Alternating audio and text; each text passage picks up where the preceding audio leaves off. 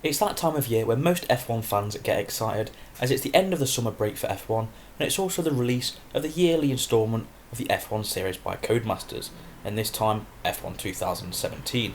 In this video, we'll be taking a look at the positives and negatives of this year's release.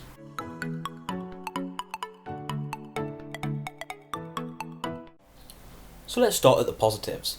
This year's instalment is an evolution of last year's game, which to be fair, isn't a bad thing. 2016 was a great game that was going in the right direction, and this year's game improves on that.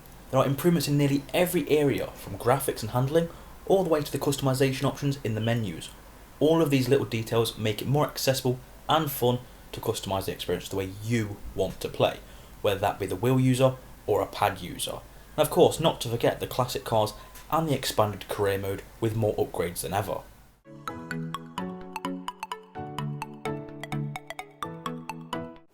And now on to the negatives, and where to start.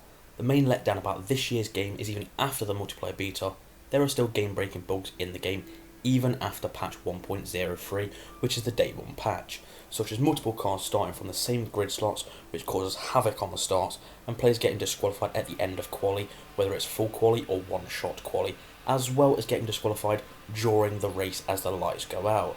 And then a few minor little graphical issues, such as blurry text and text not loading correctly. But other than that, the game is a pretty good game, but those minor issues and then the major bugs really do let this game down so far, which I'm sure Coders at some point in the next month will fix.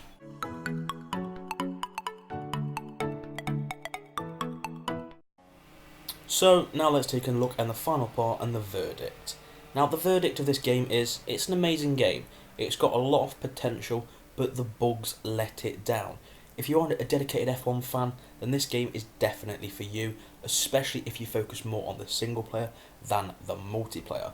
Now, if you do mainly focus on the multiplayer, it's still a great game if at the present time you can look past all the major bugs, which can ruin the experience quite a lot. But other than that, this game is a very good stepping stone for next year's game, and it is a very solid start.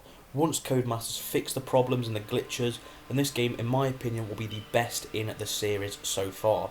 And the first game was F1 2010, so they've had many years to perfect it. It's still not quite there. There are still some areas where I feel that they can improve on, but other than that, it is a solid start.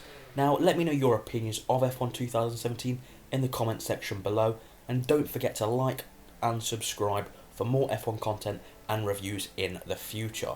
But other than that, guys, I do hope you enjoyed this review, but I'll let you get on and enjoy the rest of your day.